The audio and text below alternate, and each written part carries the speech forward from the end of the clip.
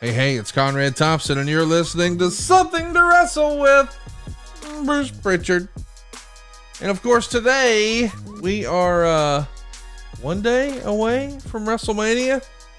So we're reaching into the vault, talking about the good old days of professional wrestling, the good old days of WrestleMania. We're going to be revisiting WrestleMania 12 today here on Something to Wrestle with Bruce Prichard, because we are indeed on the road to WrestleMania. So put down your phone when you're on the road. Man, we're right up on the road. Hall of Fame tonight. Rock is back tomorrow night. Goodness gracious. But man, we see them every day. People driving using their phones. There's the sneak a peeker or the fast scroller who can quickly become the fender-bender-er, the got a ticketer, or the driver who killed someone. Put the phone away or pay. Paid for by NHTSA. So listen, boys and girls, let's get ready for WrestleMania. Let's get in our Wayback Machine. Let's talk about WrestleMania 12, 1996. Hey, it's Conrad Thompson, and you're listening to Something to Wrestle with Bruce Prichard. Bruce, what's going on, man? How are you? Just another day in paradise, by God. Well, man, I'm excited. You like my summer shirt? Is that your summer shirt? Yeah. So, Actually, listen, how old are you? I am 41. I'll be 42 in a month. Shirt's almost as old as you, if not older. Really? This was my, we talked about the verdict when Vince was found innocent and Oh, yeah. all that wonderful stuff for steroids and all that good shit. Yeah. And I remember the suit he wore, and I remember the shirt that I wore to go celebrate. And this is it. That's your steroid trial shirt. Yeah. How about that? Yeah. That's pretty cool. So yeah, that shirt's 30 years old. At least, yeah. Oh. Well, we're going to be talking about something that's nearly 30 years old. We had hoped to cover our topic this past March, but as has been the case for the past few years, you're usually busy during March. So we wound up doing a couple of best ofs, and we missed a great topic. WrestleMania 12, covering it today from the Arrowhead Pond in Anaheim, California. Home of the Ducks. This is the first WrestleMania we've covered since last year's episode on WrestleMania 21. And then, of course, we touched on WrestleMania 24. But my goodness, man, as if this wasn't stressful enough planning WrestleMania, you're also planning a wedding here in 1996. How crazy are you? The wedding was the least of our problems. That was easy. That was Las Vegas, Little White Chapel. I do, she do, we do. Let's go to Hong Kong. Well, all right. Any better than that? Yeah, Hong Kong has always been the most interesting place to honeymoon ever to me. Yeah. Yeah. You agree with that? It's not as interesting as on a honeymoon as it is. I was gonna say, if you're going on a boys trip, it's probably a little different than if you're going on probably so, yes. Yeah. I would agree with that. I would tend to agree with that. But it was still beautiful, man. I love Hong Kong, and I loved showing her why I loved Hong Kong and taking her around and getting to see all the sights. And Hong Kong to me is like a sophisticated New York City. Wow. Except cleaner and more people speak English. Oh my gosh, listen to you. It's true. Hey, since we're talking about New York there for a minute, we haven't talked about this. Normally we talk off air. Have you been watching Succession? Of course, this Sunday is the season finale.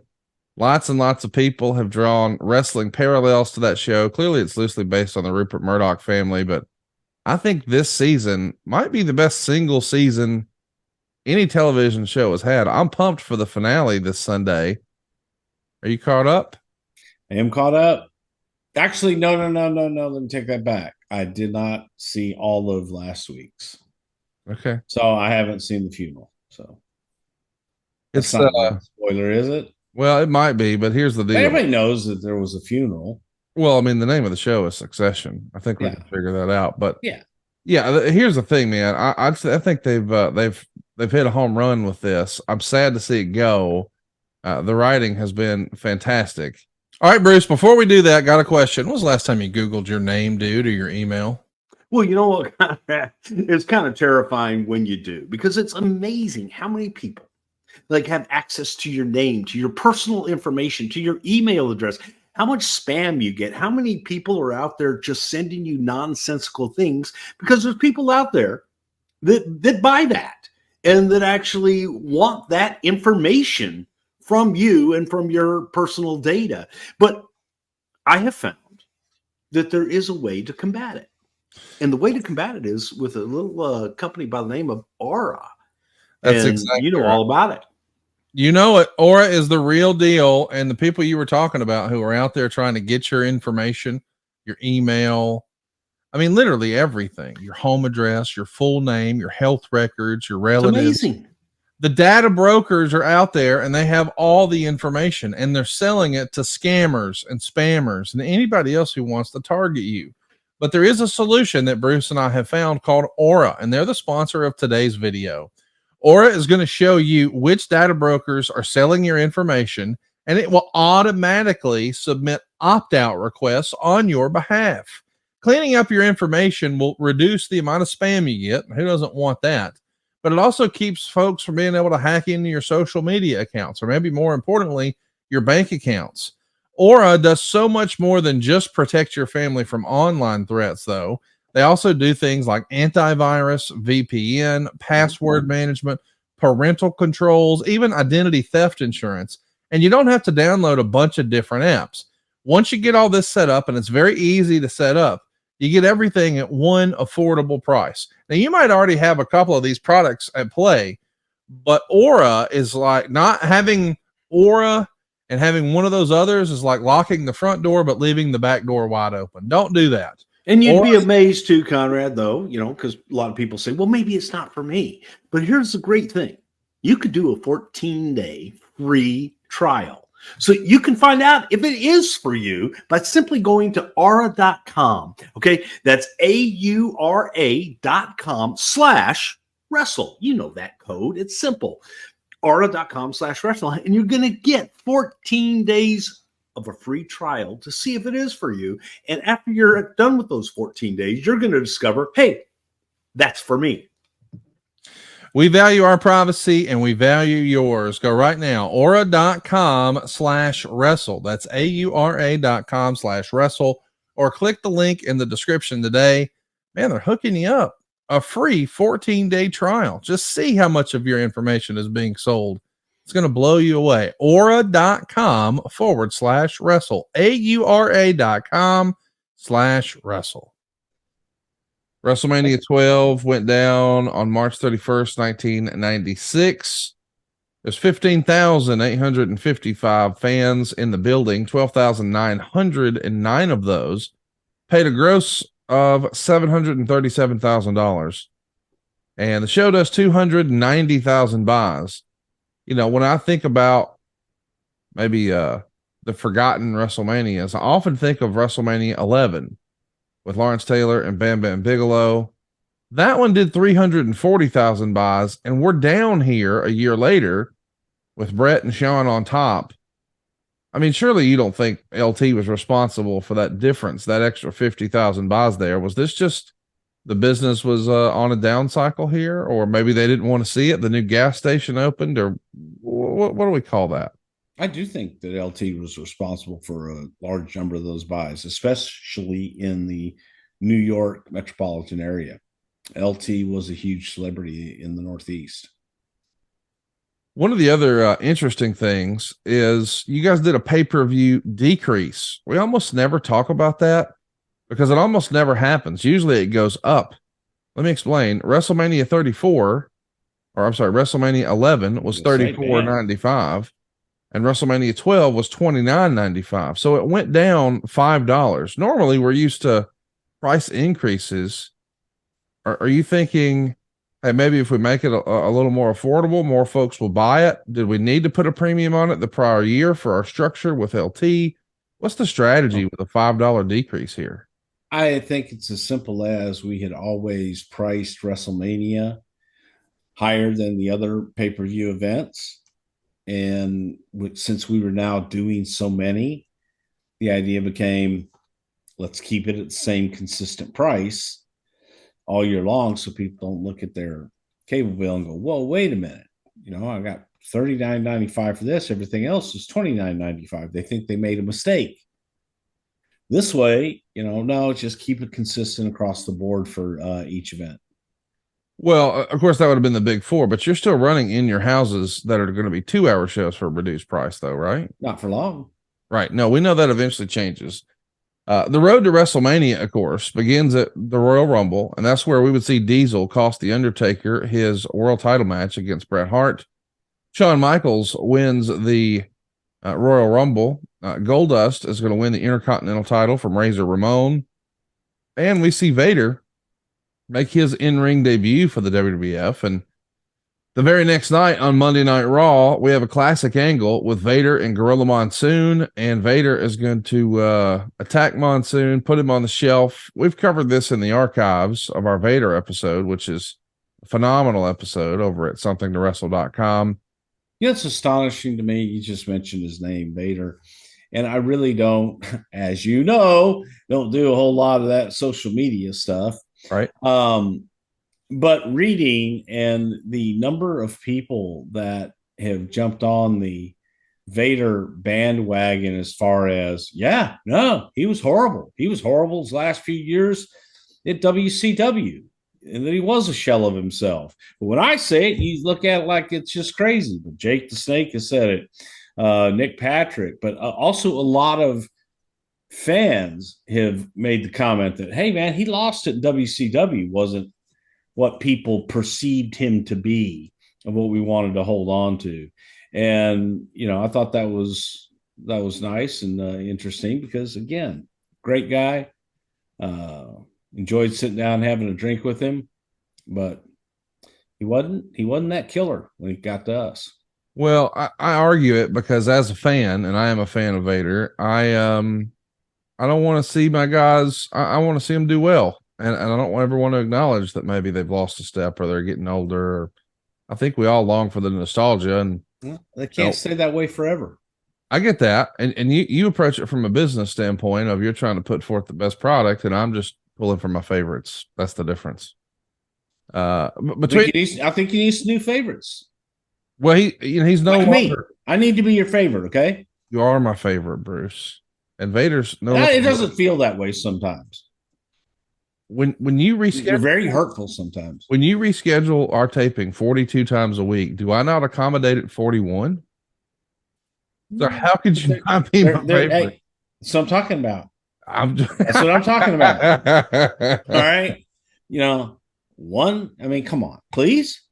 You really got to fucking not accommodate me one time? Well, sometimes that's hurtful. Like, hey, man, I'll be ready tonight at 11 p.m. It's like, I have to sleep eventually, Bruce. We started trying to tape this morning at 6. It's midnight. I'm going to bed now. Well, that's on you. That's on you. I agree. That is on you. Between I have not even bathed yet for you. You don't ever have to bathe for me. I won't smell you all the way down here. And if I do, I will tell you it's time to bathe. But I like to bathe first thing in the morning. But I didn't. I had other things to do. Did you take a big country shit yet? No, I haven't. Wow. No. I ain't taking a big city shit. Is there anything more frustrating than thinking you don't have to go, taking a shower, and then realizing you have to shit? That's the most. I go back in the shower. Well, that's a shame. No, well. Between the Rumble and WrestleMania, a lot happens, including a pay-per-view. So we're going to go ahead and catch you up and just sort of close the gap. We would see Roddy Piper step into a new role here. He's going to be replacing Gorilla Monsoon, at least on screen, as the president of the WWF. Bringing Roddy in is always a good move. This is just nostalgia of pro wrestling. Of course, during the WrestleMania season, I mean, that first WrestleMania was all about Roddy Piper. So 12 years later, WrestleMania 12, here we are, or 11 years later. How does that deal come together for Roddy to be back and be in the ring? So we were going to WrestleMania 12. So we ended up with the Backstreet or Backlot Brawl with Goldust. The idea was one of, looking at what could we stunt? What could we do? And I think it was actually Vince Russo who came up with the idea of what if, somebody beat the shit out of O.J. Simpson. O.J. Simpson had recently been acquitted of, well, obviously he was acquitted from murdering his wife, but I think that the sentiment in America and all over the world, for that matter, felt that maybe OJ was not all that innocent. Mm-hmm. So the feeling was a lot of people wanted to beat the shit out of OJ and looking for someone in that realm because it was Hollywood, OJ, all that happened in Hollywood. Maybe there was someone who could beat the shit out of OJ. And the more we talked about it, the more that was in extremely poor taste and didn't want to do it. I'd contacted Roddy about, hey, would you do this? And he said, only if it were a shoot. I said, okay, well, probably not going to do that. But how you doing? Roddy and I started talking about other things, and then Gorilla Monsoon's health was not the best, and we thought, well, we could use Roddy here to be a interim president and a colorful character, but have him on the TV show and a use for him every week. So maybe the original idea was we bring him in to do something with OJ. We know he's going to wind up working with Goldust, but the rumor and innuendo has always been it was originally going to be Scott Hall that worked with Goldust at WrestleMania. Yeah, that was the original plan. That was the original plan. Yes. We're going to talk about why that changed. Before we do, we should mention that before WrestleMania, we started. Are you shaving your head or something? What? Are you shaving your head? Like I said, I got way too many like social things this week. No, at the moment, no, I'm not, but I'm with you. I have a bet with Eric Bischoff, and somebody's probably. What's the bet? You don't want to talk about it on the air. Okay. So you're shaving your head? No, he's shaving his head. Why? We made a bet, and he's going to lose. How will he lose? How's anybody going to know if he actually loses if you don't share it on the air? Well, we're going to. You don't want to talk about it right now. We're recording. Oh, you and Eric are recording. Okay, Bruce. We're gonna. You want to talk about AEW right now? No. Okay, so let's talk about it a little later, maybe. Okay. But there is a bet. I'm trying to be helpful to you here. Like, you don't want to talk about this on the show. Okay. Listen to me. Here's the reason that I even brought it up. Okay. I'm in the way that the sunlight is hitting your head. Oh, every once in a while you turn and look, and I'm going, is he bald? Is that what people were talking about? Now I see it, but it's not as fluffy as it usually is. But see, when the sun hits it over there, then it kind of looks like, oh my God, Conrad's bald. Well, listen, I might be if I lose, and I think somebody's probably getting their head shaven at Top Guy Weekend at the end of June. If I had to guess. They're not getting it shaven. That's not a word. Okay, shaved. Yeah. But King's English, proper grammar. Come on, I listen. I'm not going to sit here. I'm not going to sit here and be fucking berated by somebody who dressed like a goddamn Teletubby this morning. Who's that? You. What's a Teletubby? I mean, you're wearing a Laffy Taffy shirt, sitting here talking about what may or may not happen with my hair. And I look good. I at least wake up and take a goddamn bath, you heathen. At least I look good. I still look good with a hat on. Listen to you. Yeah, you don't want to see what's underneath that. Maybe it should be shaven. So talk to me a little bit about these wonderful vignettes. Hillbilly. Mankind. Wait, talk about who was it? Oh my God, who was it that called somebody Hillbilly Boy? Oh, it was. Oh yeah, Who's JR? Somebody called him Hillbilly Boy. I swear to God, he was hot for 6 weeks. Over Hillbilly Boy? Over Hillbilly Boy. I think Austin called him Hillbilly Boy when Steve turned heel. And JR thought that somebody fed that line to Austin. And he was bullshit for, I don't know, I think 12 years, something like that. He was bullshit. It was funny because it was 100% Steve ad-lib. Hey, Hillbilly Boy. Yeah. Wow. Next time when you're an old hillbilly, you go, hey, Hillbilly Boy. I don't think I'm going to do that. Why not? I live in Alabama. Yeah. Well, that would be like, Could be cousins. No. Yeah, be hillbilly cousins. I don't think I have any kin in Oklahoma. Come and listen to a story about a man named Jim. Poor mountaineer barely kept his family fed. Then one day he was shooting at some food, and up through the ground came a bubbling crude. We're gonna go see Conrad, Alabama, Granny. Thought you were gonna go with barbecue sauce. Well, that's a good one too. Yeah. See? So they loaded up the truck and they headed to Huntsville. Yeah.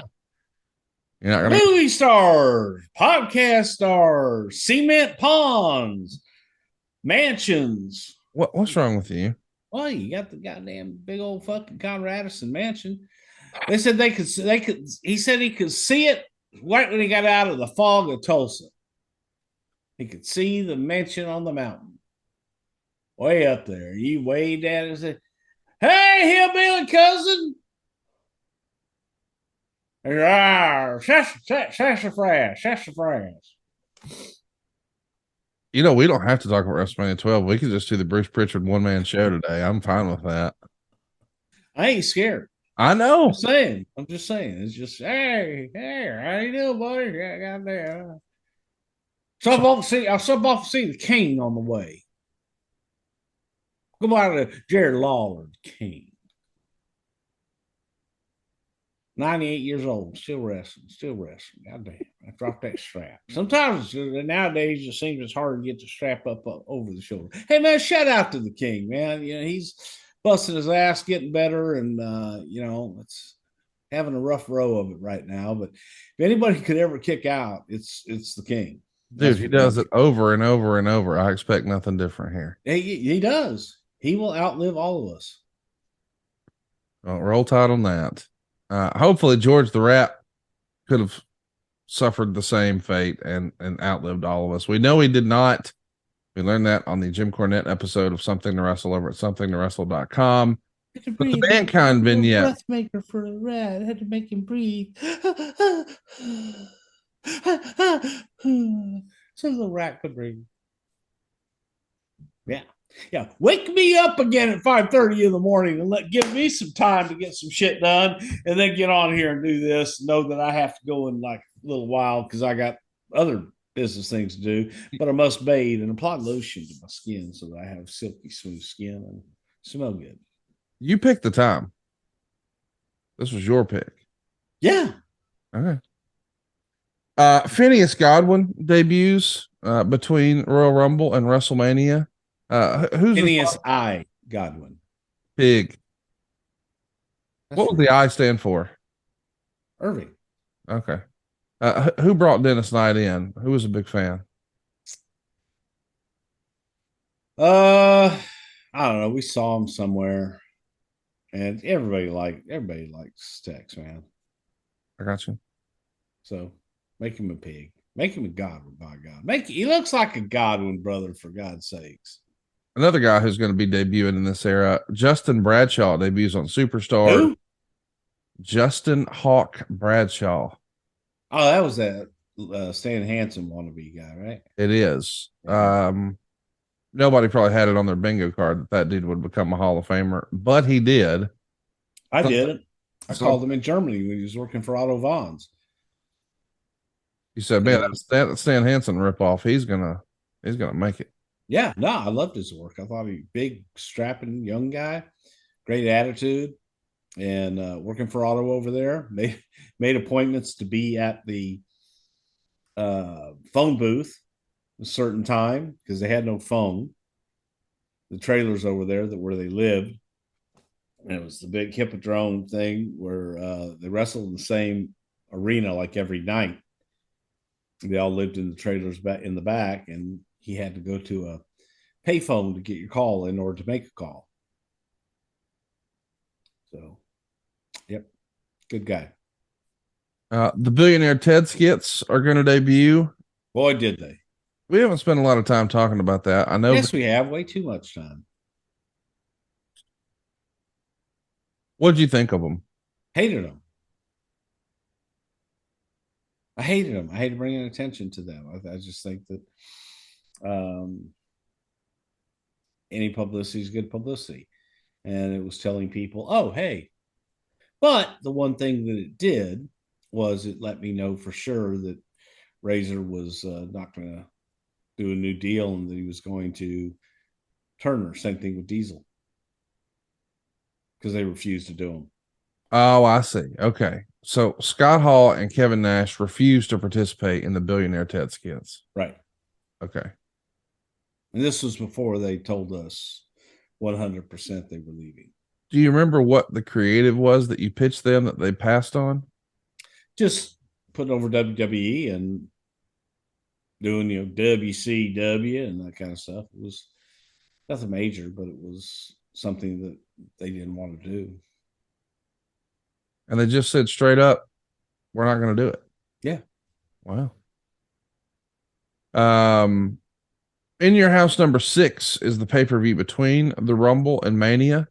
The highlights are going to include Razor Ramon beating the 1-2-3 Kid in a diaper match.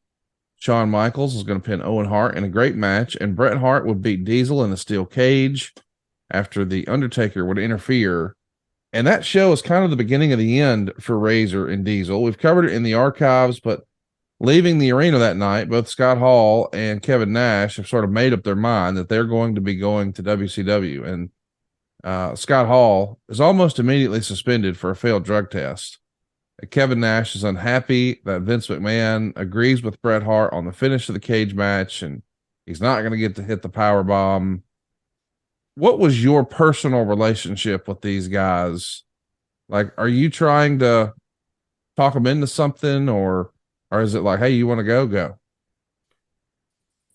I wish it would have stayed. I personally wasn't, talking to him. I'm not going to say I had a great relationship with him. I don't think I had a bad relationship with them, but that was between them and Vince at that point. The plan, as we mentioned, was supposedly going to be Razor and Goldust in a Miami Alley fight. But the plan has changed after Razor's suspension. And then, of course, he gives notice to go to WCW, and Piper's put in his place. Was the original plan, had he stuck around, would Razor have beat Goldust to win the Intercontinental title back? I mean, that feels like the proper way to pay that off. Was that the original plan? The original plan was to do a Hollywood street fight in Hollywood. Probably the same thing as the Backlot Brawl. Very similar, just with Razor instead. We started it off in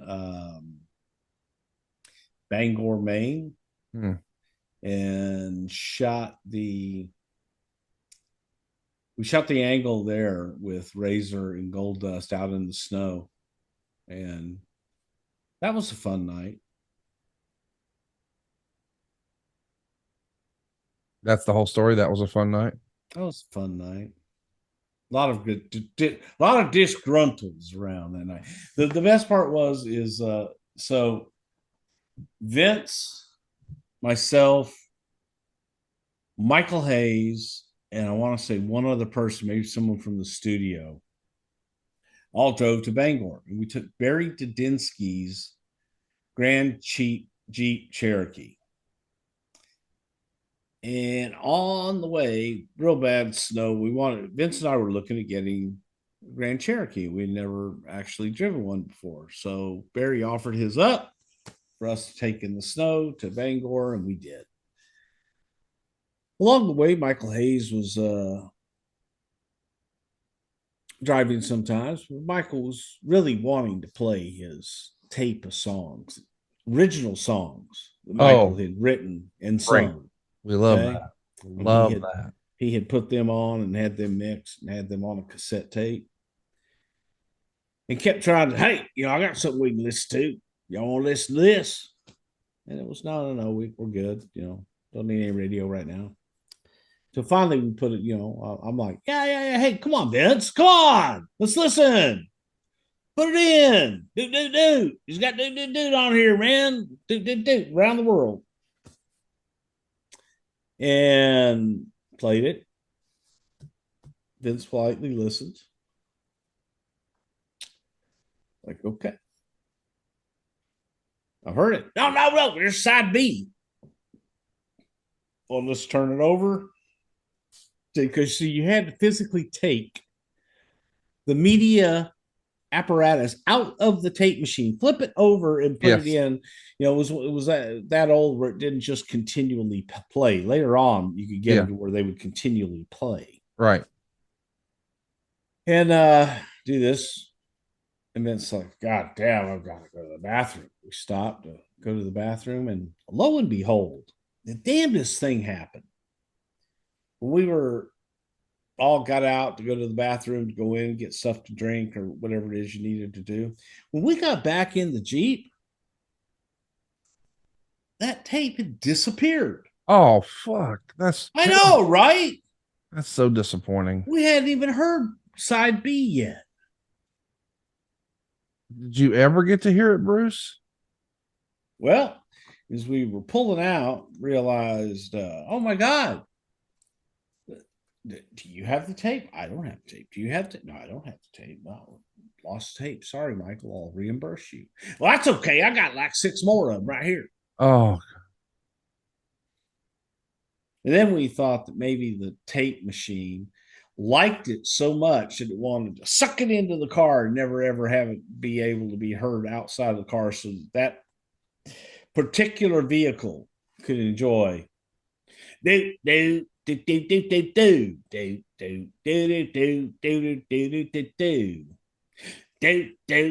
nasty and hot. The battery got to do. See, I speak do. Dude, you crushed that. Yeah, I'm fluent.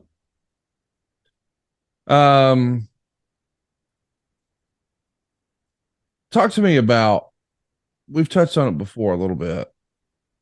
The rumor and innuendo is that Scott Hall was not thrilled to be working with the Goldust character. Is that true?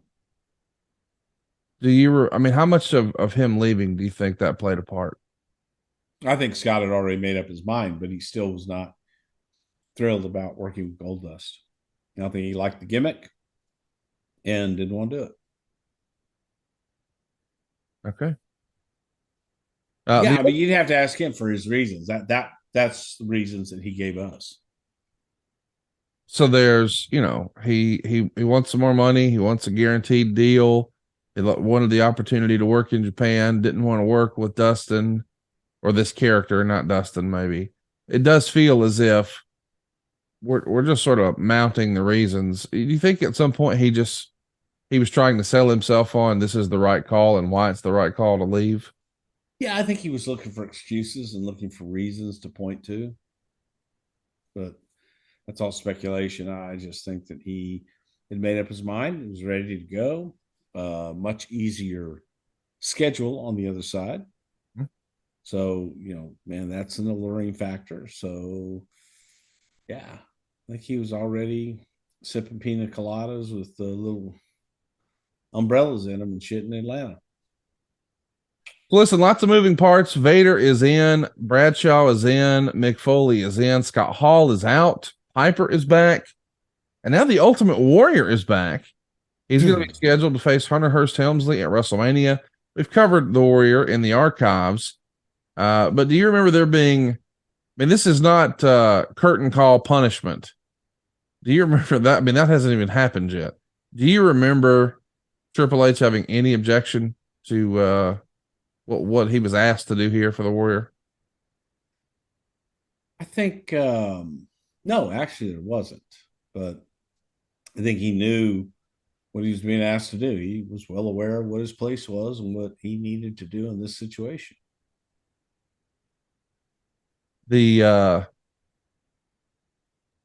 in hindsight, maybe not the best call. Neither were these skits though. These Billionaire Ted skits.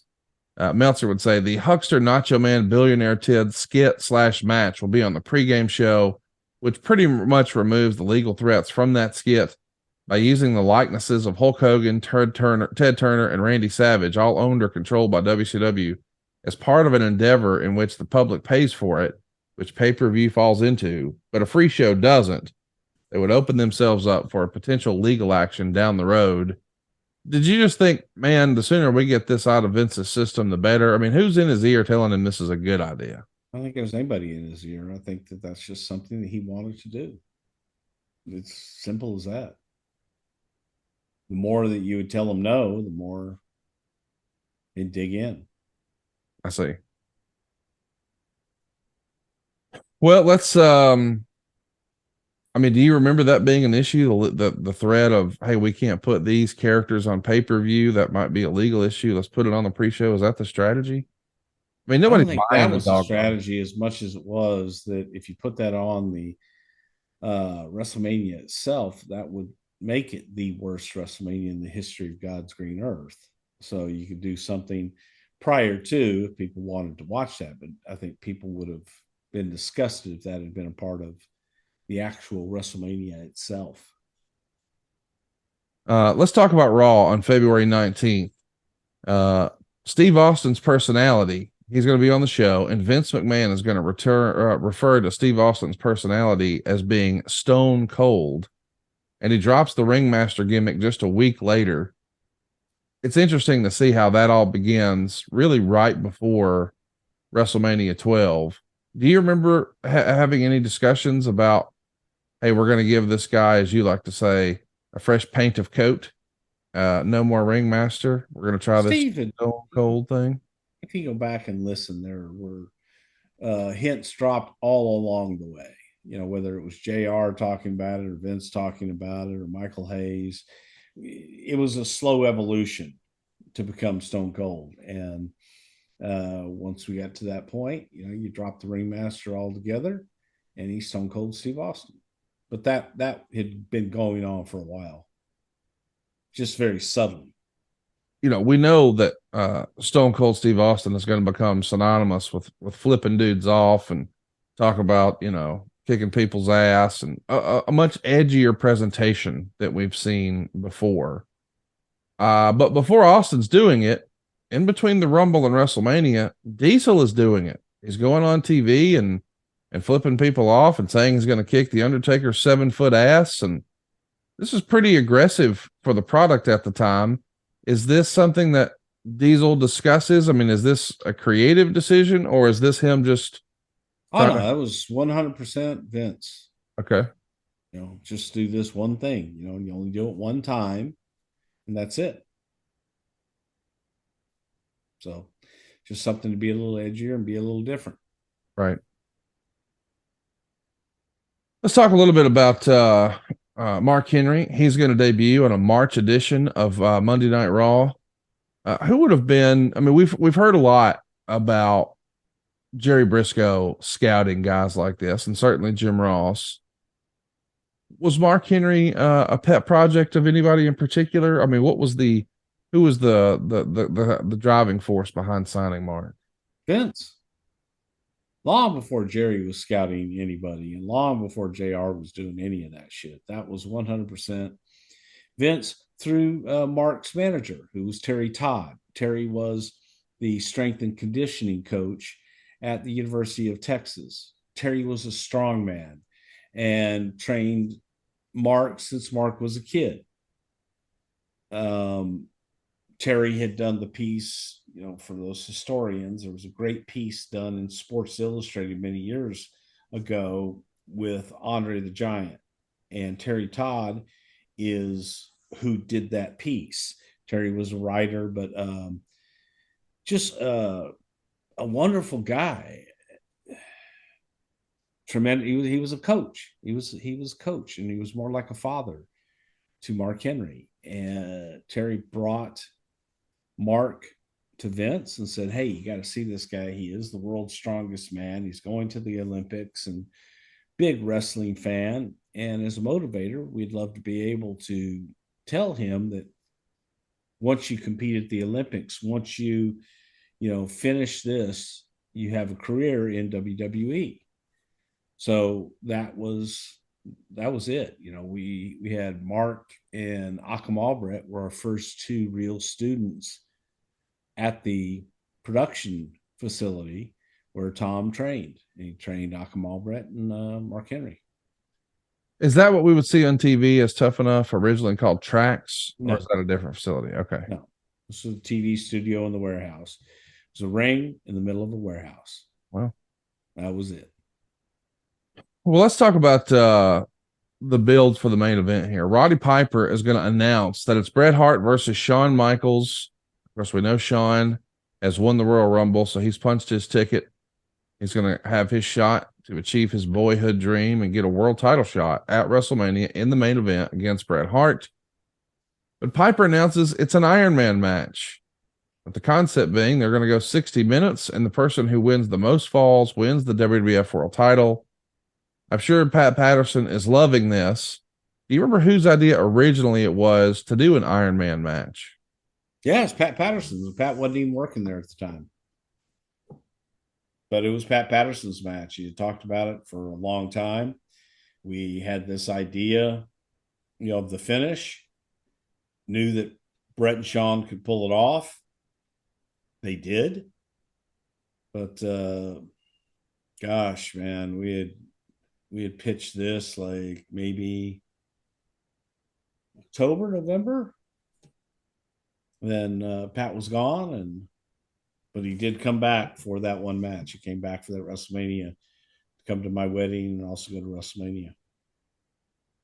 It's one of the more iconic WrestleMania main events, although not my favorite. I see people talk about it all the time on social media, and the buildup is something that Bret has always sort of taken issue with. He would contend that, the way this was built, he's the quote unquote old guy as he's running in Calgary in this sweatsuit and rolling around getting stretched by his dad, Stu Hart, in the dungeon. Meanwhile, the videos sort of show Shawn Michaels being young and athletic. I mean, I didn't see it that way. I could see how maybe he took it personally, or I could try to see that. But as a fan watching at the time, or certainly right after WrestleMania when I saw this, I felt like, this was a Rocky style montage for both guys.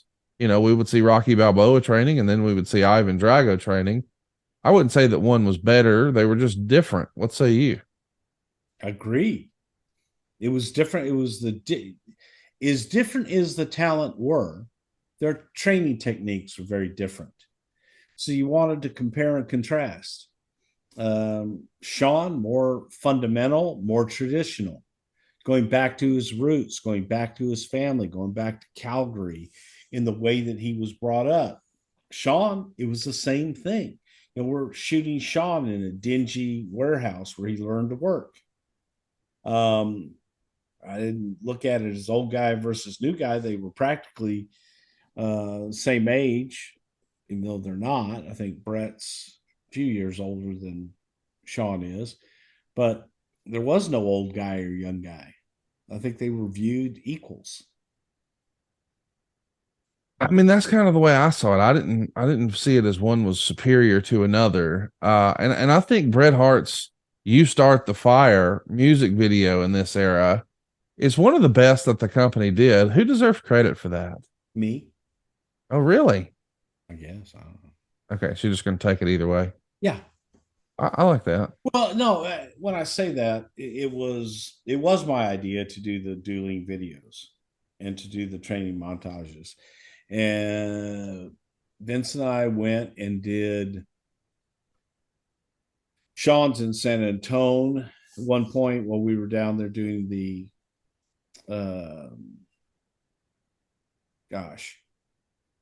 we were doing a press conference of some kind in San Antonio, and we were down there. Then we had TV that week, so we stayed and we shot plenty of the vignette material for these. So thought it was well thought out. To me, as thought out as Hogan Savage, just a little different. It is different. Jose Lothario introduced as Shawn Michaels' manager. Why did you guys think that Shawn needed Jose, and did Shawn think he needed Jose? Wanted Shawn to be real. Wanted Shawn to have the guy that brought him into this business be the one that is going to take him to the championship. Jose brought Shawn into the business. Shawn went out on his own, became very successful, but could never win the big one. Could not get to the championship. And the feeling was, bring Jose in is the one missing piece that Shawn needed to complete that circle and win the championship. Jose, did mean something. It was, still with our Hispanic audience in that demo, Jose would resonate. Jose would mean something. And it gave Shawn a more human feel to him versus being the Heartbreak Kid. Now he's also a serious competitor. We would see Mark Mero and eventually Sable sign with the company. How do you remember those negotiations going down? Of course, you've seen a lot of your talent starting to move towards Atlanta, whether it's the Mean Genes or the Bobby Heenans, or certainly the Hulk Hogan's and Randy Savages, and most recently Scott Hall's and Kevin Nash's. But now you've got the Johnny B. Bad character. Well, actually, it can't be that character, but the guy who portrayed the character, he's coming up. What do you remember about how all that went down? I remember being a big fan of Johnny B. Bad and thinking, wow, this guy's got charisma out the ass. Just incredible. Wasn't the greatest worker. I didn't care about that. But Johnny B. Bad could come out, get the audience on their feet, get them involved in the match, and just you enjoyed watching him and looked like a star. I had met him at a NATPE convention, the National Association of Television Programmers. Not the biggest guy in the world, but man, he had just a presence. Yeah, that charisma, man. And bringing him up to meet with us, all of a sudden you talk to him, and it's wow. It's the guy who was in the junior high prom that's now trying to have a decent part in a Broadway show. And you start realizing, oh man, I think this was the gimmick that was so good. The gimmick made him, not vice versa. But we tried, very personable. God, Mark is so damn personable and just a good dude too. Yeah, he's a real good dude. I think he genuinely cares for people, and it's not phony. It's just he's just Mark. That just isn't always enough. Hakushi is going to finish up around this time as well. He had an incredible look and some cool music and a couple of good matches, but it felt like he never really clicked in the company. What could we have changed about his presentation, do you think, that would have made a difference, or is it just timing or something else? If he could speak to the audience and be able to communicate with them, I think that would have made a huge difference. But Hakushi did not really make an effort to learn how to speak English, and just coming out and doing that presentation is one thing, but it was hard to connect because no one knew what he was about, who he was, or why he was. And that's just communication, lack thereof. I think Jinsei Shinzaki, the guy behind the character, enjoyed a lot of success over in Japan, and it was such a cool look. I can't help but wonder, in hindsight, do you think if we had a stronger mouthpiece for him that could have worked? Probably, yes. Yeah. Yeah. All right, boys and girls, let's take a time out right now to tell you something you already know. This show and Bruce's Wiener are brought to you by BlueChew.com. Hey, serious business, if you haven't tried Blue Chew yet, what are you waiting for? It's a unique online service that delivers you the same active ingredients as Viagra, Cialis, and Levitra, but in chewable form. And dude, it's a fraction of the cost. You can take them anytime, day or night, so plan ahead or be ready whenever an opportunity arises. And the process is simple. Sign up at BlueChew.com, consult with one of their licensed medical providers, and once you're approved, you'll receive your prescription within days. And here's the best part, it's all done online. So no visits to the doctor's office, no awkward conversation, and no waiting in line at the pharmacy. Blue Chew's tablets are made in the USA, prepared and shipped directly to your door, all in a discreet package. But there won't be anything discreet about your package. Blue Chew wants to help you have better sex. Discover your options at BlueChew.com. Chew it and do it. And we've got a special deal for our listeners. Try Blue Chew free when you use our promo code WRESTLE at checkout. Just pay the $5 shipping. That's BlueChew.com. The promo code is WRESTLE, and you'll receive your first month free. Visit BlueChew.com for more details and important safety information. And we want to thank Blue Chew for sponsoring today's podcast and Bruce's Love Machine. In the final run-up to the WrestleMania show here, the company is going to sell out Madison Square Garden for the first time since WrestleMania X. But this isn't a pay-per-view. This is a house show. And it's the first one that's been sold out since the mid-'80s. So this has got to be a vote of confidence. What does it is Bret Hart teaming with The Undertaker to take on Shawn Michaels and Diesel on top.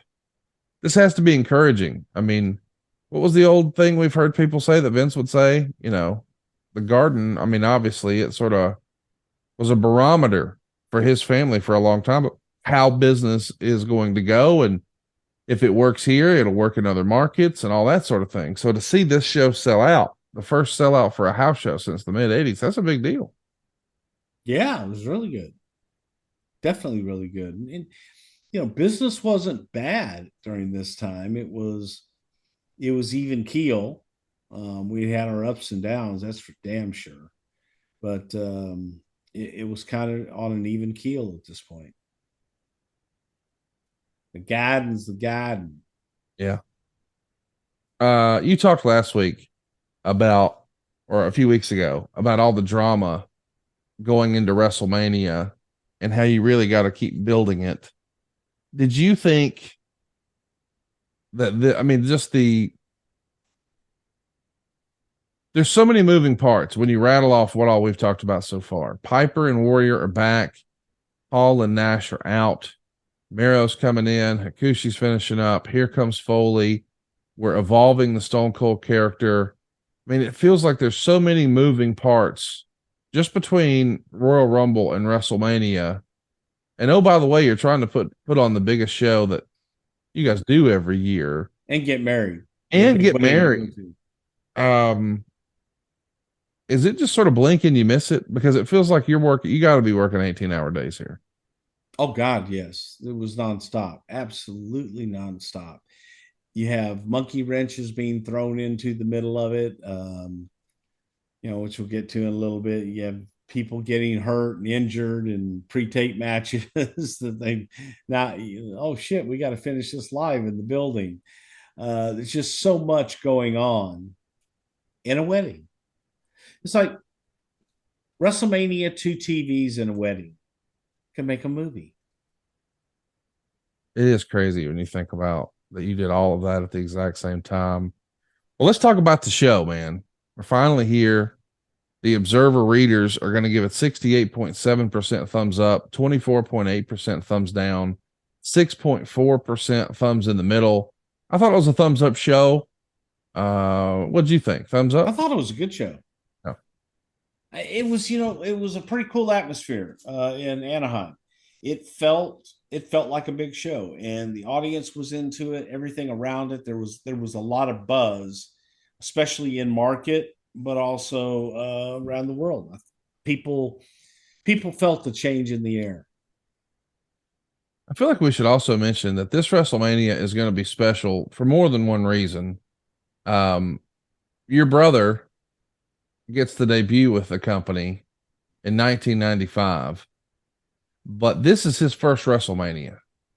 And make no mistake, WrestleMania was the big show then, now, forever.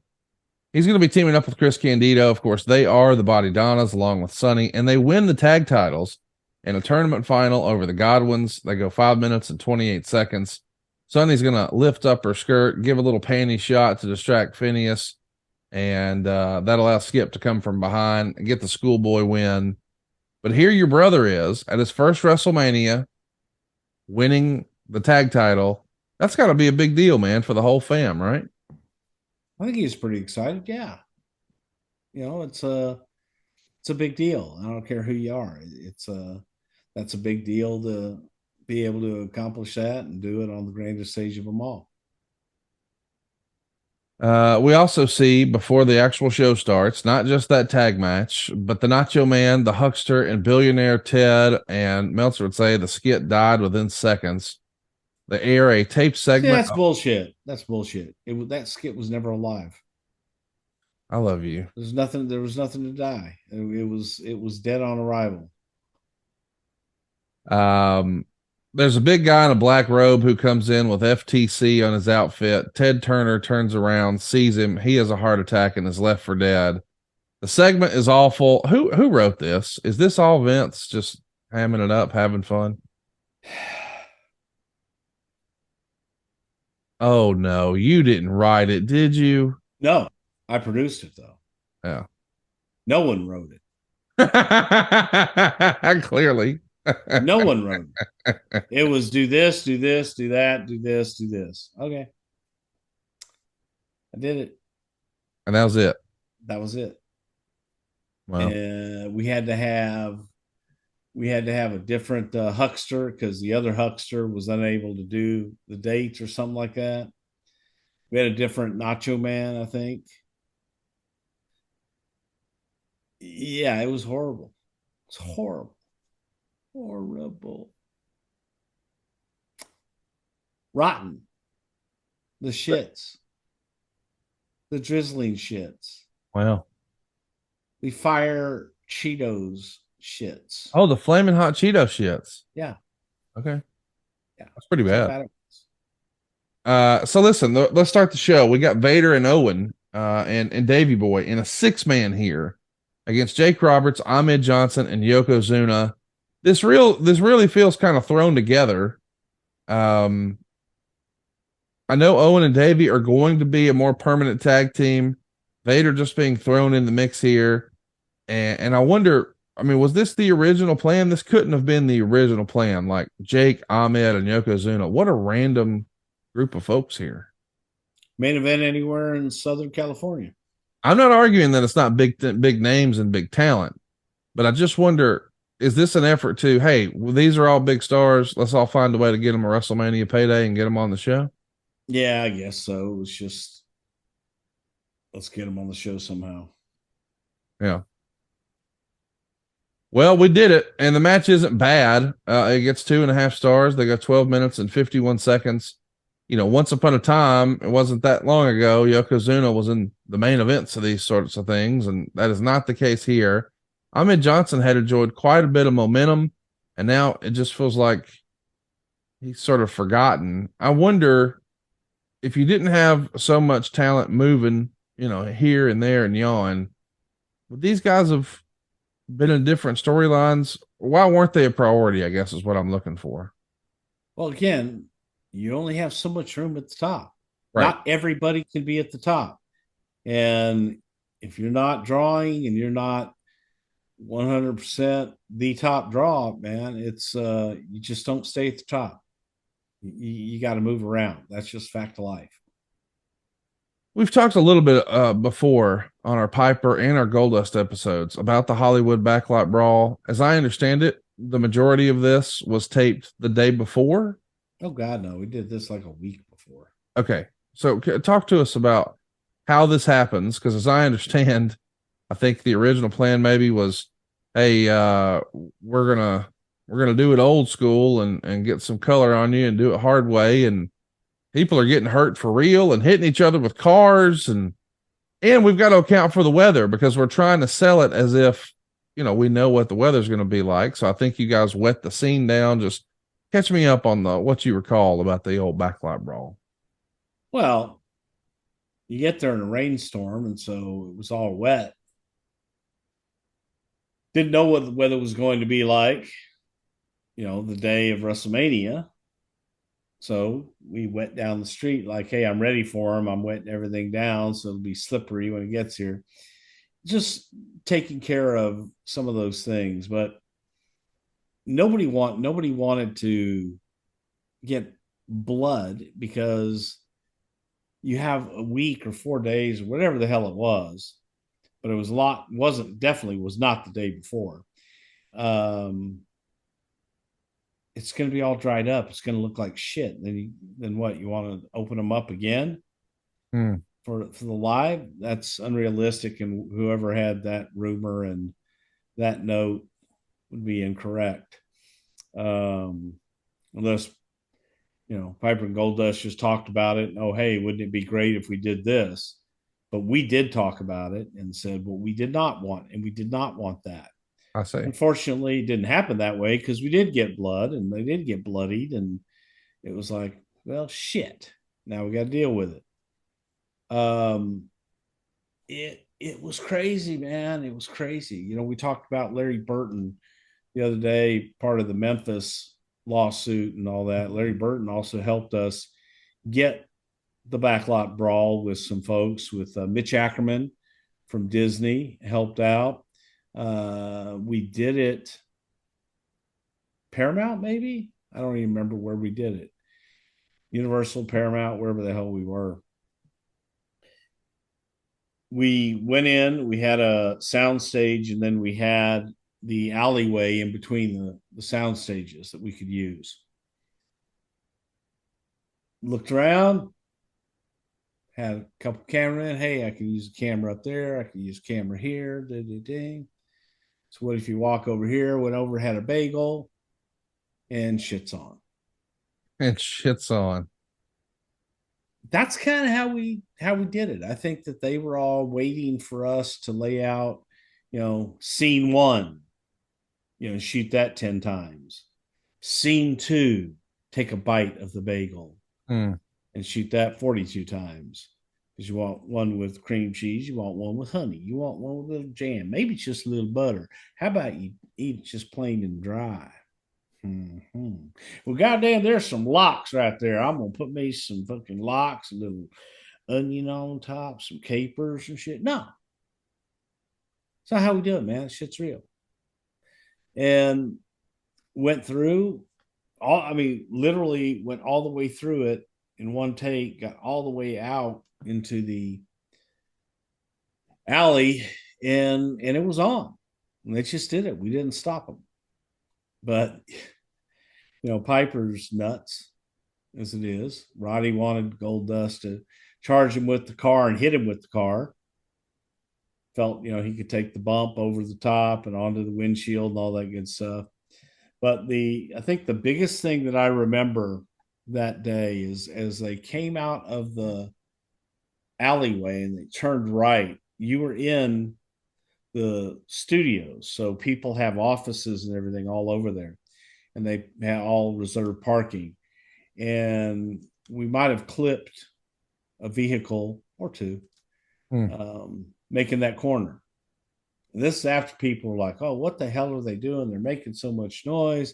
And by God, they better not drive down this road. We might have accidentally driven down that road. Oh. And so we got her all done, and come to find out, Piper had broken his arm, broken his wrist, broken his knuckles on Goldust's head. We had to go in and get Piper's arm splinted and set. What happened to Goldust? I think Goldust got a concussion. It was ugly. It was just bad. Then you have to recreate that when you get back into Anaheim. So the idea was that, Goldust would take off and then Roddy would jump in just a random vehicle and chase behind him and chase him all the way to Anaheim. And we got some helicopters and we were able to follow it. The white Bronco, of course, this is an OJ reference. That's the only holdover on this show from the OJ reference. Well, it was the only car that was there. It was available, and so Roddy jumped in it. Sure. Listen, there's something here in the Observer I want to ask about. The way the scene was shot and replayed It appeared that running over the segment was actually done by a stuntman dressed to look like Piper. Is that a stuntman taking the car bump? 100% no. That just, again, shows how idiotic, uninformed, stupid, and lying that Dave Meltzer is. More uninformed and ignorant. Of course, we don't see a conclusion of the match, but we do start another match. It's going to be Steve Austin and Savio Vega. Austin gets the win, 10 minutes and 8 seconds. It's a 2-star match. Meltzer would say the work itself was good in spots and slightly off in others. Both guys worked hard, but there was no heat, and the finish died live. Could you see? Listen, we all think the world of Savio Vega. What a big pop he got in Puerto Rico. Really glad he got his moment in the sun there. But could you see where this new paint of coat in Austin was really going to work already at this point? I don't think it was going to hurt. I don't know that anyone expected it to get as big as it did. Right. But I think you can also go back and look and never be able to find a bad Savio Vega Steve Austin match. No. And great chemistry, and God, they worked their asses off no matter where they were on the card. And to me, this was no exception. I think I've seen or heard Austin give a lot of credit for Savio Vega for helping get him comfortable and get him up and going here in the WWE. Gives him a lot of credit for some of his early success and just the ability to launch into what's coming. And it's funny too, because you've seen like Goldust when Dustin Rhodes is trying to figure that character out, he gives a lot of credit to Savio for the little things like, hey, what if we tried this? And what if you did this? And then I did that. Yeah. Savio is maybe one of the more underrated, underappreciated. And really, I think the word I was trying to get to was giving. I mean, a lot of times, guys, we hear about, hey, here's what I want to do, as opposed to, hey, man, why don't you try this? It feels like Savio was doing that for both Dustin and Stone Cold, no? All the time. He did it for everyone. Yeah. You know, Savio would look at the story overall and make sure everybody was taken care of. Next up, a big moment for the WWF. You know, they had enjoyed a lot of success once upon a time, and they're looking for some of that return to glory. So here he comes, the 39-year-old Ultimate Warrior, pinning Hunter Hearst Helmsley in 1 minute and 38 seconds. All it takes is 3 clotheslines, a shoulder block, a press, and a splash, and that's it. And Meltzer would say Warrior got by far the biggest reaction on the show when he came out. But it was amazing to see how quiet the crowd got after the ring intro. But since Helmsley did the pedigree right away and Warrior didn't sell it and they went right to the finish, the crowd picked right back up. Helbig was a little smaller than at his peak, but he's also 39 years old, and he was quite a bit larger and more cut than when he returned last time. He gets a dud here. He's going to squash a heel, though, who's just kind of getting up and going. Just totally shits on the finish of the pedigree. But the reaction, man, if there was any doubt about whether or not this was a good call or the right call, you got to be encouraged when you hear the fans respond like they do. But as a friend of the show once said, then the bell rang. What do you remember about this?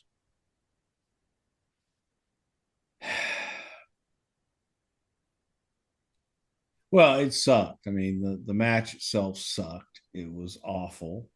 I think it would have meant a lot more for Warrior to have a bit of a match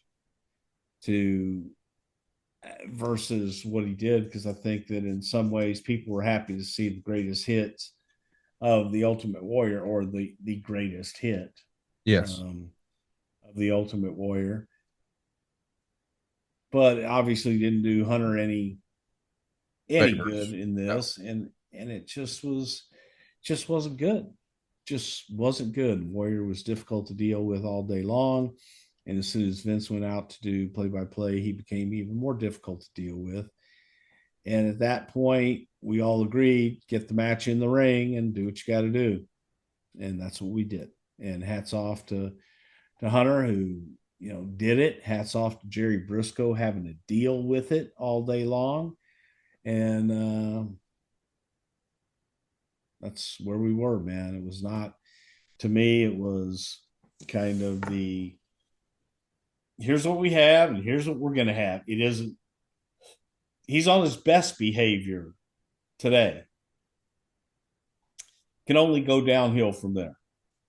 And it did. Can you tell us, when you said it got worse when Vince went out on commentary? I understand what you mean. He was on his best behavior for Vince, but then it sounds like you were implying when Vince went out and got on the headsets, Warrior became an asshole? Well, pretty much always stayed an asshole. No, he, at that point, then he changed the match. No, I'm not going to do all that stuff that we talked about. This is what we'll do. So, wow. And not good. Not a good experience at all. Is anybody able to communicate that to Vince on the headset, or is it better just leave it alone and we'll just handle it? And Vince has, other things at hand right now. I informed him of it in between matches. We don't have commercial breaks, so you have packages or backstages or whatever. I've got a few seconds to talk to him. He just said, "Bruce, get it done." So I got it done. Well, listen, the fans were excited to see him back, and I was amongst them. When I heard the Ultimate Warrior was coming back, I was interested, and then the bell rang. In a segment that doesn't air for the live audience, they're doing an interview to introduce the Wild Man Mark Mero here on pay-per-view. He's going to do a heel interview with Helmsley coming out, and the two start arguing and fighting. Helmsley then blames the fight on the woman who they called Sable that accompanied to the ring. And this is really a glimpse into the future, man. Sable and Hunter are going to be two of your biggest stars just a couple years after this. I don't know that anybody would have necessarily called that here. I think a lot of people hoped and thought it was going to be Mark Mero. You want to give us that Mark Mero impression again? That was good stuff.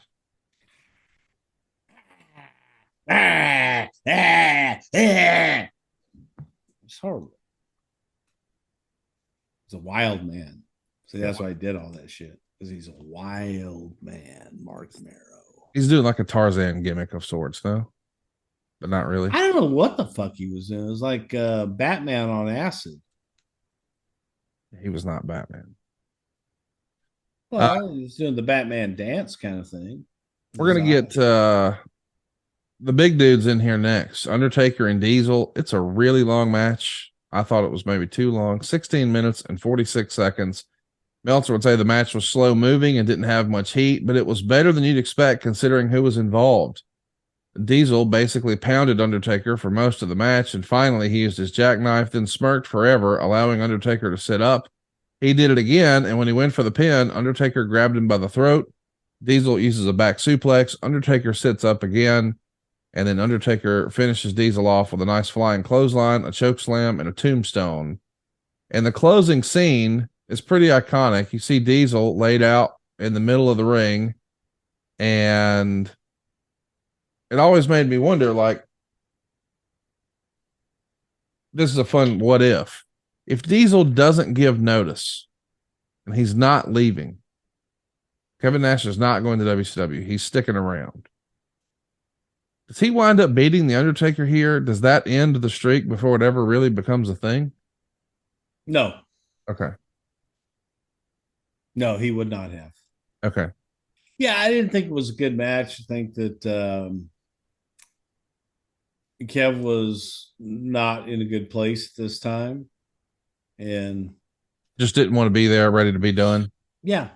Yeah. And I think got Undertaker in a bad place, and we ended up with what we ended up with. So it rubbed off on him, and then the Undertaker was upset, or what do you mean when you say God? Yeah, I just think that it just, the attitude and the negativity went over to around everyone that he touched. I got you. It just brought a cloud over the match and the right. I got you. Was there ever any concern that Kevin wouldn't do business on the way out? I don't think so. I don't think Kevin could be difficult to deal with at times, but I don't think Kevin would ever say, no, I'm not going to do that with a guy like Undertaker. What did Undertaker think about two staples in Razor Ramon and Diesel leaving? You were having a conversation with him in this era about how he took that? Sure. I mean, Taker didn't like it. Taker wished they would have stayed. Um, but then again, with Mark had been there longer, and Mark is loyal. So he wasn't looking to go anywhere, felt Vince had done right by him and didn't want to leave. I don't know that he really understood it. I know, I do know he understood it. I was going to say, I don't know if he really understood what got him to that point. Maybe is the right question. What do you mean? What got Razer and Diesel to the point of saying, no, I'm gone. We're out of here. No matter what you throw at me, I'm gone. Hmm. I think Mark kind of felt, as a lot of us did, that everything can be worked out. Right. So, Do you believe in that though? That, listen, I understand, and I like the idea of, let's say an NFL player, he starts his career with with a team, and he finishes with that team, and he goes into the Hall of Fame wearing that team's jersey. I get that. I like that. But are you of the mindset, the mentality that every now and again people just need a change of scenery? I do. Might not be better, might not be worse. It just needs to be different. Do you think that's where they were? They needed something different. I don't think that's where they were, but I do believe in that. Yeah. I think they were in it for an easier schedule and more money. Nothing wrong with that. And there isn't anything wrong with it. I'm not knocking it at all. Yeah. So, tax season is here, which means you've received or are expecting that tax refund any day now, and you're thinking about what to spend it on. How about a new home? With SaveWithConrad.com, we're helping renters become homeowners every single day, and it's more affordable than you think. You don't need perfect credit. You don't need a huge down payment. In fact, you may not need a down payment at all. At SaveWithConrad.com, we take the stress out of the home buying process. We'll determine your buying power. We'll even help you find a realtor. And unlike the banks, we don't say no. We say not yet, but here's how. So if you're not ready right now, we'll get you on a plan to be ready. Stop throwing your money away, paying someone else's mortgage with your rent, and start the path towards owning your own home today at SaveWithConrad.com. NMLS number 32416, Equal Housing Lender. SaveWithConrad.com. Well, during the show, we continually see scenes of this OJ chase. what? OJ wasn't there. I'm sorry. Roddy Piper's white Ford Bronco. Yeah. It's going down Goldust. one, and Yes. we had a helicopter that was able to shoot all that. Thank God. Was that a little too campy in hindsight? No, it was absolutely spot on. How's that campy? Come on, it's WrestleMania. It's Hollywood, please. Okay. Just How asking. many times has that same thing been used a million different times with other people? Sure, it was campy. What's too campy? I was just asking if this was, and you said no. That's right. Goldust pulls up at the arena. He's here to pick up Marlena. He's going to bump into Pat Patterson, who most folks thought was not with the company, but he's at least back for this weekend, as you said. He came for the wedding. Now they're going to continue the fight in the arena, and eventually Goldust gets the advantage. He starts kissing Piper. Piper's eventually going to grab Goldust's crotch and start squeezing. He's going to throw a knee to the groin and start spanking him, and then he rips the costume off, and we reveal that Goldust is wearing a bunch of stuff from Fredericks of Hollywood underneath. From J.J. Dillon's closet.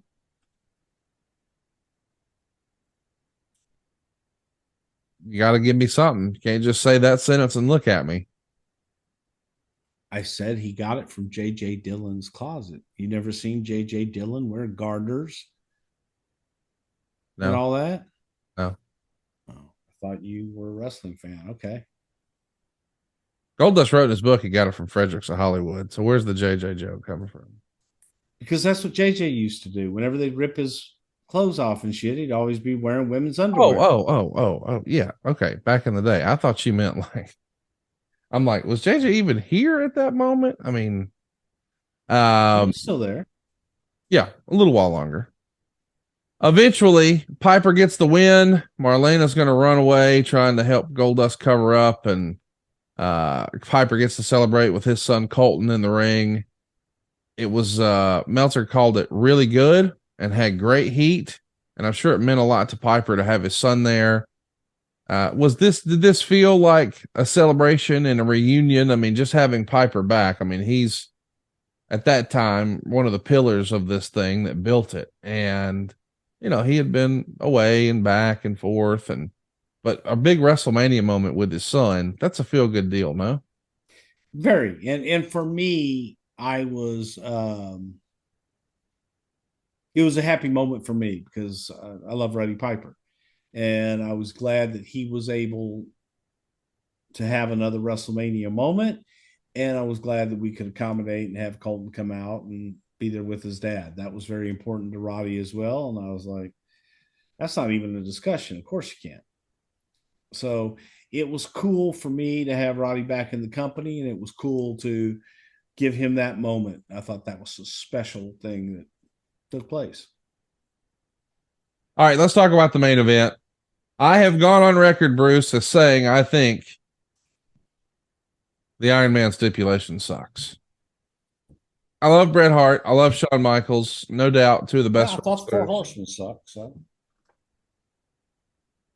What I like about wrestling a lot of times, Bruce, maybe the same thing I like about MMA, is I feel like I can get on the edge of my seat about it could end at any time.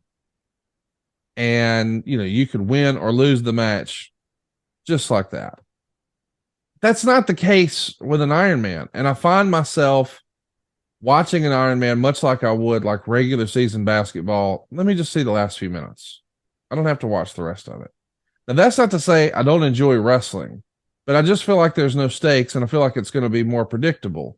Sometimes in a basketball game, the last few minutes, there's going to be a blowout. That's almost never the case with an Iron Man. It's not like we're going to get down to the last 2 minutes and one guy's up 5-0. That's not going to happen. That's a terrible. It could, but it probably never has. It has. Do you think where are you on the Iron Man stipulation?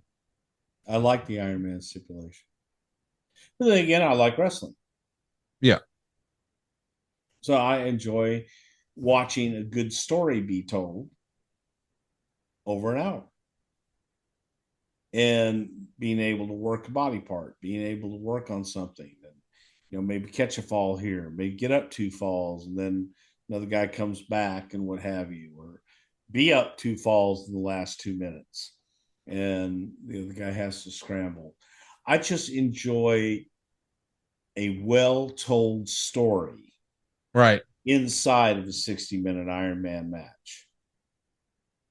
And the story that was told that I think is lost on people sometimes is Bret's story was one of, he can't beat me in 60 minutes.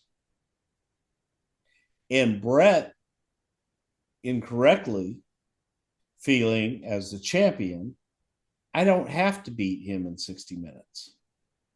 So Bret is simply holding on to his championship, making sure, Shawn, you got to beat me. I don't have to beat you.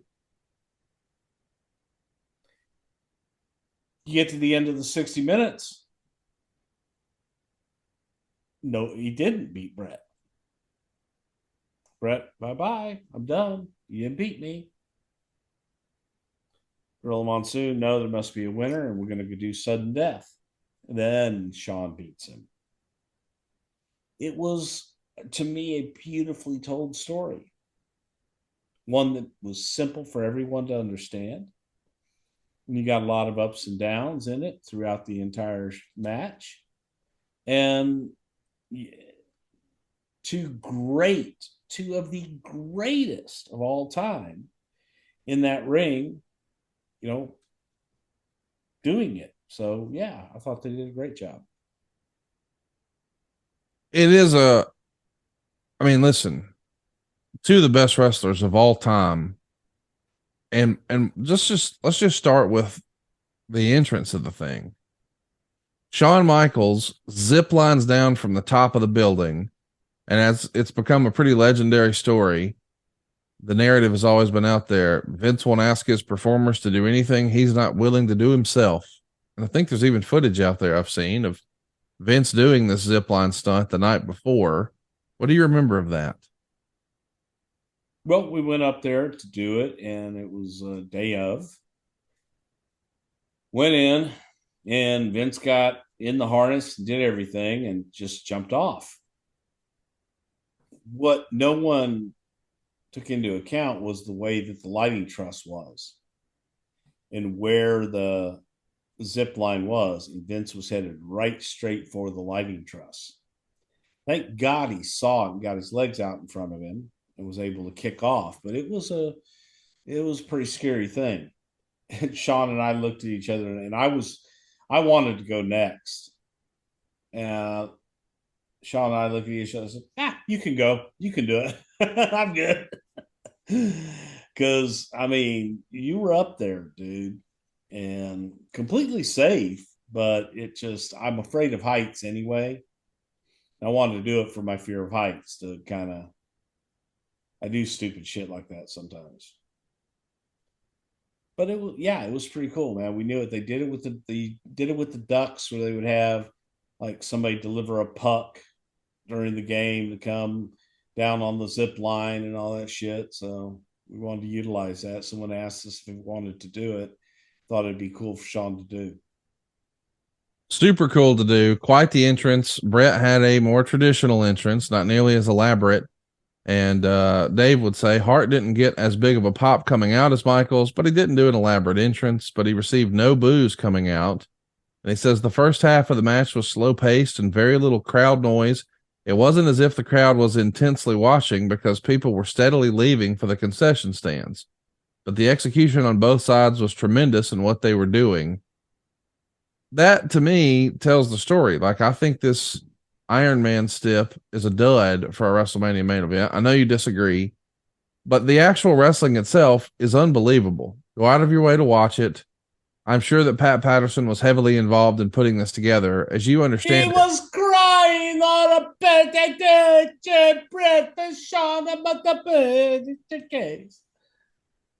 He loved it. So as a reminder, time expires and we're all tied up at 0. No one has lost a pin yet. And it's a drop kick off the top, and Bret catches him in a sharpshooter. Shawn does not submit, but the bell rings. Bret gets up, grabs the belt, starts heading towards the back, and here comes Gorilla Monsoon. And he's going to say, we've got to restart the match and do sudden death. And you can see Bret mouthing, why? And there is almost no reaction to the restart of the match. And usually when it's something where this is done and the heel is thinking they've got away with a win and the commissioner says, no, we're going to restart the match, there's a big pop because, yay, our baby face is going to get another shot and, blah, blah, blah. It doesn't work as well here because they're both baby face guys. And in the overtime, Shawn hits not one, but 2 super kicks in less than 2 minutes. He gets the win. He's going to nearly choke up in the ring.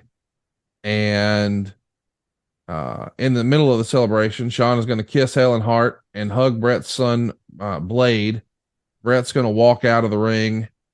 And, of course, the story evolves from there about what was said and how there were some hurt feelings. Do you remember, like, when you guys are talking about the way the exit happens? Bret's going to leave. Shawn's going to celebrate. We know that Bret's going to be taking some time off, but what seeds were you trying to plant and what was just real life between the guys? Bret's idea.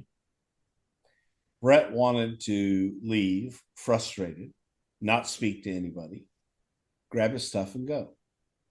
To give the locker room and anybody backstage that would have seen him the perception, wow, Bret's really pissed off at this. Because Bret was going to South Africa not to be heard from for a while. And then when he comes back, you get back into the stuff with Shawn and maybe he turns heel, he being Bret, But that was Bret.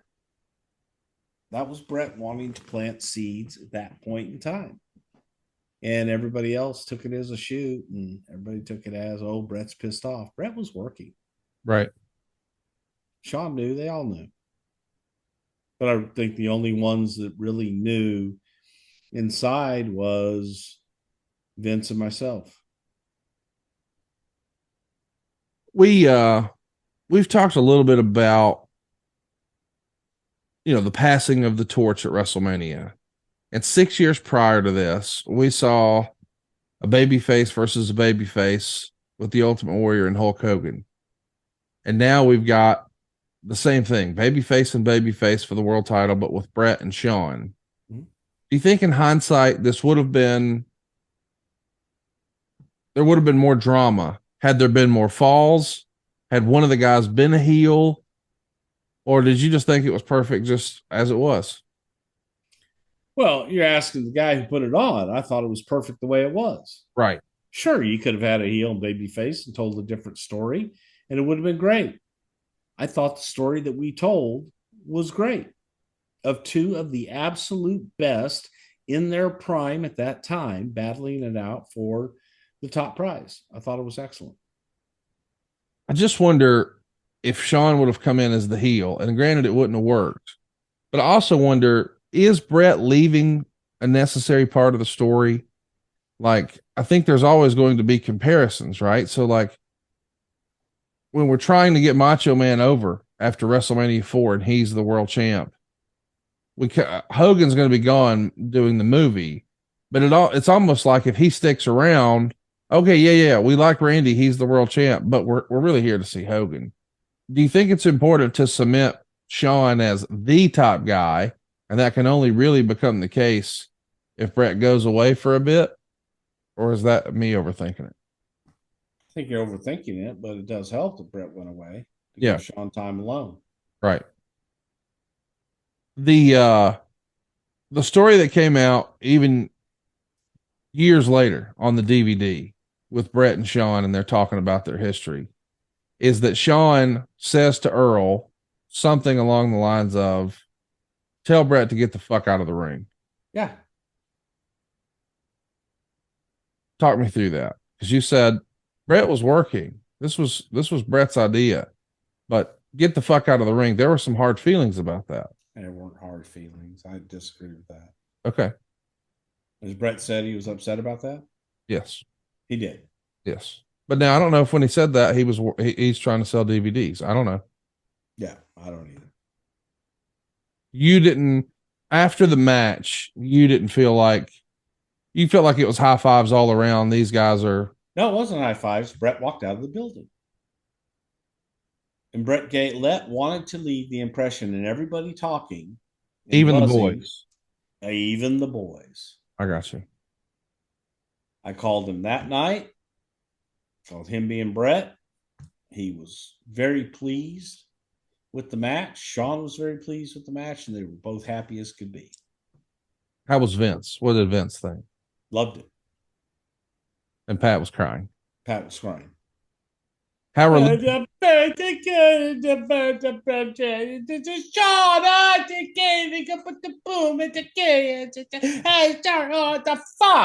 It's great.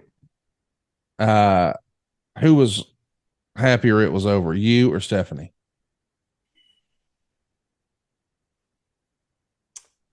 Probably Steph was happy because she got to go to Vegas. I still had TV to do. So the next day, of course, you've got to do Monday Night Raw. She goes to Vegas and starts hanging out. What day did you get married? How many days after WrestleMania? Wednesday. Yeah. Who all was in attendance, wrestling wise? Oh gosh. So Vince, Pat, my brother Tom, we flew over from San Diego on Sunday morning, on Wednesday morning, I guess it was. Jim Ross was there, Monsoon was there, Howard Finkel, Cornette. Vince Russo was there. And then I think that's it from the wrestling side of things. Then a bunch of friends from Houston, close friends from Houston. You guys did It some was fun. You guys did some cool stuff in this era. You're going to cut up pieces of the ring canvas and make that a collectible. And it's one of the only times that we see the show logo on the canvas like that. You guys didn't do that very often. Why not? Did you not like that look? Did Vince not like that look? Nope. Nobody like a clean canvas. Yeah. Looks sturdy. I think Bret Hart said it best, all along, is that when, Bret considers himself an artist. And one of his criticisms of WCW was he felt he didn't like the rings. And that's where you make your art. The rings had logos on it and all that. It should be a blank canvas for him to paint on. Blank canvas, and the talent is the picture. Talent's what you pay attention to. So I like that clean look. Always have. Michael Burgett wants to know, how was the match laid out between Piper and Goldust, and how would it have been if Razor was in the match? Would there have been a difference? We talked about the actual match that we saw. Would the match have looked pretty similar with Razor, do you think, or different? I mean, it would have been different just because the Razor in and of itself, different styles and everything else. Right. But we'll never know. We will never know, and we'll never know what we're going to be doing next week here on Something to Wrestle. I hope that we get to tape another one very, very soon. I think we have a little window of opportunity here. We're going to try to load up as much as we can. In the meantime, check us out in the archives, somethingtowrestle.com. Be sure to pick up some swag over at boxofgimmicks.com. I'd love to have your interaction on Twitter. It's at Prichard Show. We'll see you next week right here on Something to Wrestle with Bruce Prichard. That's me. Rock on.